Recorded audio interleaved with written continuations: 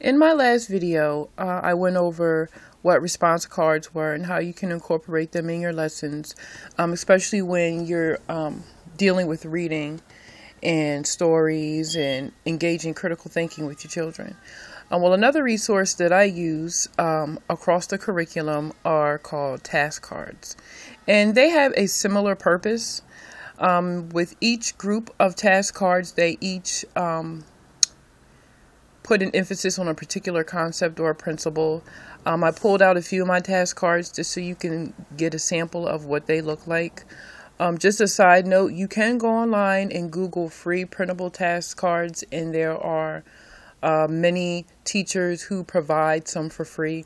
But I have a favorite seller on Teachers Pay Teachers, and her task cards are very thorough, and I like them a lot. And they're only about $2.50, $2.25. You know, some of them are $3 and $4 per set, and they're well worth it.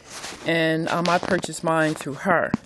And I just wanted to give you an example of what they look like. The seller I get these from, her name is Lynette, and I'll post the link to her Teachers by Teachers shop in the description box.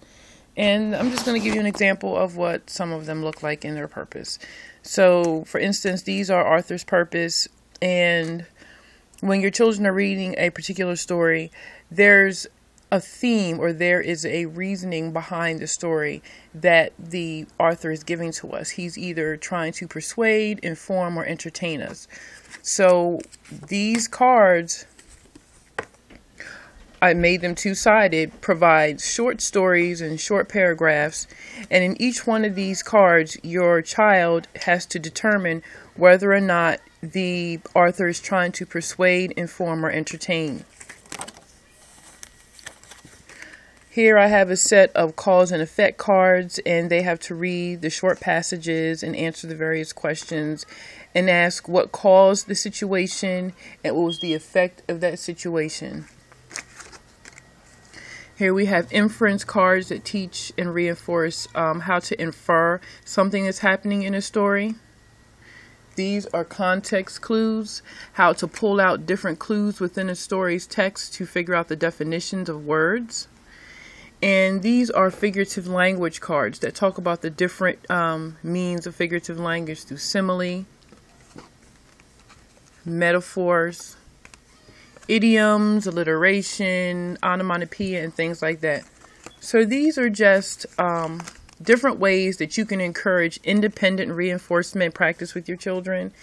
And you can also make some yourself. But for me, my time is very limited, so I pull out the extra, dollars to purchase these, and they prove to be quite successful in their purpose. I'm going to post a couple of other links to some free task cards in the description box if you want to use those, although I highly recommend the ones from Lynette. I like those a lot. But if you're looking for resources to help reinforce certain concepts, then look into task cards. Peace.